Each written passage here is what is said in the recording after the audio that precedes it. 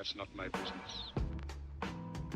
No mês de junho, Mano Brown participava de uma live com o médico Drauzio Varella. A conversa bate de frente com o racismo quando Drauzio conta uma história que ele viveu na rua, quando estava acompanhado de amigos negros, um pai e um filho.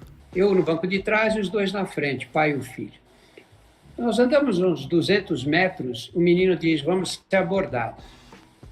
Desceram 2 guardas com um revólver na mão, apontando para a cara da gente, eu levantei os braços. E eu já era conhecido com essa coisa de televisão e falei, vocês me conhecem? Me conhecem? Eles, conhecemos o senhor, não conhecemos esses dois aí. No relato, Drauzio sustenta que por mais que ele tentasse intervir, a polícia tratava os amigos dele como se fossem criminosos, talvez até os sequestradores do conhecido médico Drauzio Varella. É assim e foi com o revólver na cabeça deles. Os caras eram negão? E eu brincando com os caras, para, são meus amigos. Negão, os mano, negão, né? É. Brown ouve tudo com paciência e aí manda o veredito dele. Todos os envolvidos na situação relatada pelo Dr. Drauzio operavam na lógica do racismo. É claro que os policiais manifestam racismo com opressão, mas o médico branco sabe o que faz com que os amigos negros recebam um tratamento diferente do dele. Da mesma forma, os negros também compreendem a razão de ser da injustiça. Analisa o desenho, o contexto geral. Moro, a mentalidade racista está na mente de todo mundo ali, naquele exato momento, funcionando ao mesmo tempo. Entendeu? Cada um do seu lugar de fala. Os dois negão porque tá vendo a vida por um 3 ali, os caras vendo. Os caras porque tá vendo o senhor no meio, então só de ser um já é minoria. Mas branco, no meio de 2 negão, toda a conjuntura é desfavorável pro preto, entendeu? Mas todo mundo vai pagar o preço ali naquela cena ali. Nessa mesma conversa, Brown destaca que o racismo tem uma outra dimensão que transcende suas manifestações individuais e institucionais. Brown usa a imagem de um castelo de cartas para se referir a um outro tipo de racismo. A analogia aqui é entre o castelo e a estrutura social. Brown avisa: se você puxar a carta do racismo, todas as outras cartas caem, o que justifica o termo racismo estrutural. Está na raiz, isso aí é estrutura. Tirou essa carta aí, cai todas. Esse é o nosso assunto de hoje e para compreender melhor o tema, a gente vai recorrer a esse livro aqui do professor Silvio Almeida. É claro que nesse vídeo a gente só vai arranhar a superfície do trabalho do professor, mas aí, se o vídeo servir como um incentivo à leitura, eu já estou satisfeito.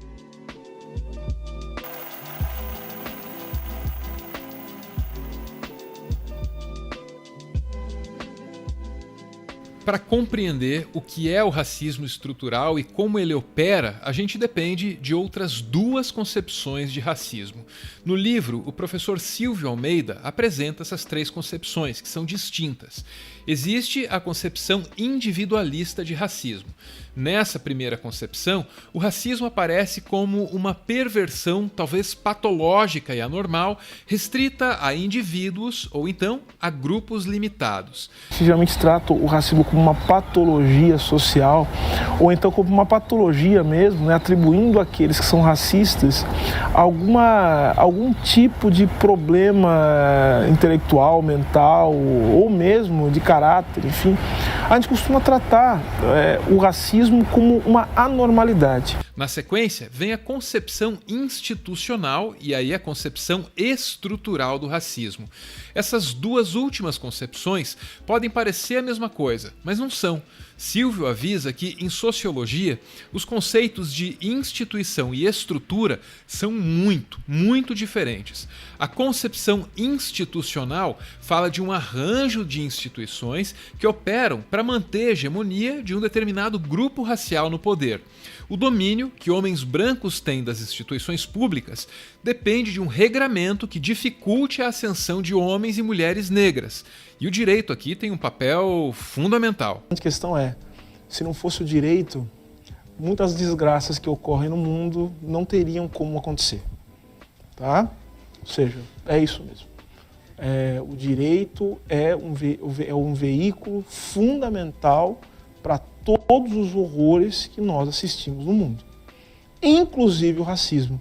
Não existe racismo e raça sem direito. Já a concepção estrutural do racismo percebe que as instituições só atuam como atuam porque estão condicionadas a uma estrutura social que as precede, que veio antes delas. Ou seja, quando as instituições expressam racismo, elas expressam algo inerente à estrutura social.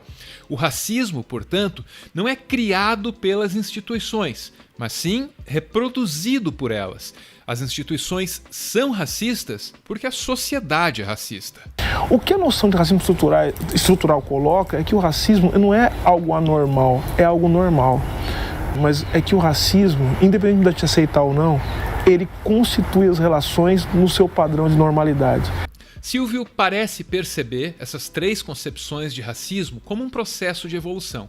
Você poderia muito bem sair da leitura do livro dele com a impressão de que a concepção individualista subestima o problema ao tratá-lo como anormal. Aí vem a concepção institucional, que mostra que não, o racismo é praticado cotidianamente, não apenas por indivíduos, mas também por instituições. Isso é um avanço em relação à primeira concepção, mas parece que dá para deixar as coisas ainda mais claras. E é aí que vem a concepção do racismo estrutural, que vincula a atuação das instituições à ordem social que essas instituições estão interessadas em manter. A tese que eu coloco no meu livro é a seguinte: não tem outro racismo que não seja estrutural, tá? Racismo é sempre estrutural, porque é processo histórico, político. Ah, mas e o racismo institucional? O racismo institucional, ele é uma manifestação parcial do que a gente chama de estrutural. É o racismo que se dá na dinâmica das instituições. Por quê? As estruturas sociais, elas se manifestam aonde? Aonde? Como é que as estruturas sociais se reproduzem? Chama de estrutura que eu estou falando de... Vamos lá, para simplificar, falando de política, de economia. Como é que elas se manifestam? Por meio das instituições. Então, se eu não tiver instituições, eu não consigo reproduzir as práticas sociais que vão, enfim, dar sentido e continuidade às estruturas.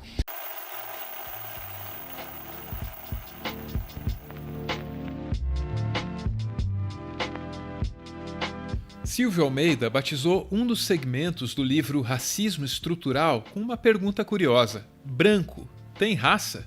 É nesse momento do livro que ele escreve: tanto o ser branco quanto o ser negro são construções sociais.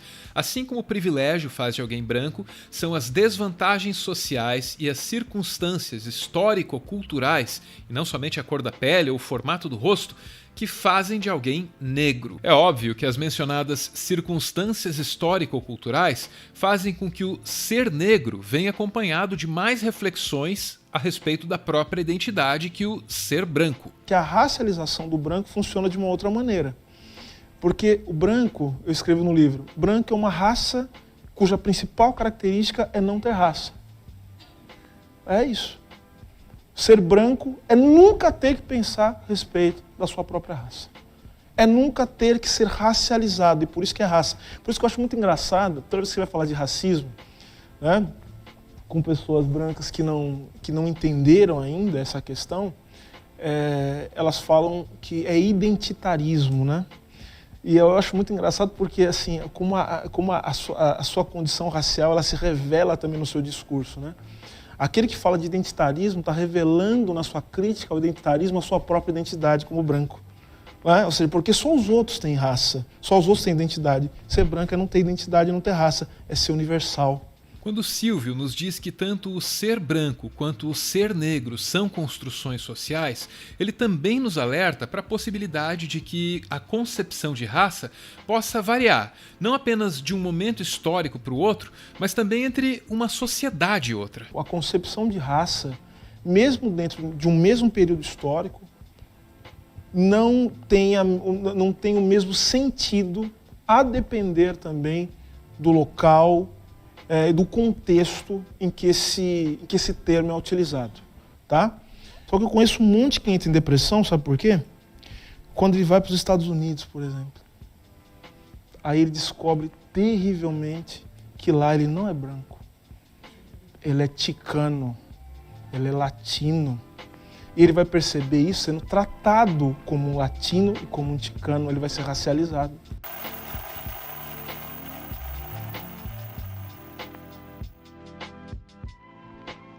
Para se perpetuar como um elemento estruturante da sociedade, o racismo precisa de duas coisas. Primeiro, ele precisa produzir um sistema de ideias, uma ideologia que forneça uma explicação racional para a desigualdade racial. E segundo, ele precisa fazer com que os indivíduos não tenham seus sentimentos abalados diante da discriminação e da violência racial. Um dos requisitos é objetivo e trata da racionalidade. O outro é subjetivo e trata dos sentimentos. Conhecer esses dois requisitos e o caráter estrutural do racismo é imperativo para quem quiser lutar. Então ficar tratando raça do ponto de vista moral, racismo é ruim mesmo, é um horror, tem que ser condenado moralmente. Só que isso não leva a nada. E o que eu tenho percebido é que no campo da educação, a questão racial tem sido tratada como uma questão moral, pura e simplesmente. E não é uma questão só moral, é uma questão política, é uma questão econômica. Quem trata o racismo apenas como uma questão moral pode estar trabalhando apenas com aquela concepção individualista do racismo, que, como a gente já viu, é insuficiente. Todo racismo é estrutural e, quando você é confrontado com isso, aí você percebe que o problema é muito mais grave do que a concepção individualista sugere. A gente não está lutando por a gente, né? A gente está lutando para o futuro. A gente não vai ver nem o resultado disso. Então acho que é isso que faz sentido. A gente dentro desse sistema, a gente luta. Quem sabe as coisas se aceleram de tal sorte, né, que a gente consiga ver, mas talvez a gente não veja o final dessa história.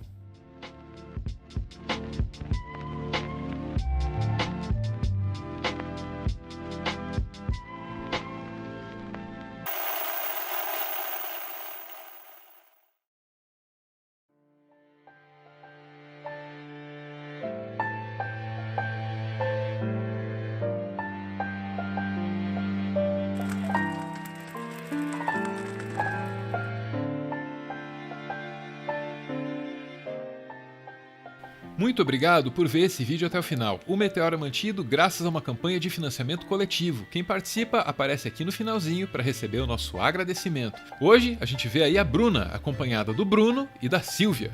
O namorado e a irmã, que segundo ela são as pessoas mais importantes da vida dela. A Bruna acrescenta que não conseguiria viver sem essas duas pessoas por perto e que ela deseja estar com o Bruno e com a Silvia para sempre, em todos os momentos. Amo vocês. Beijo, gente. Valeu!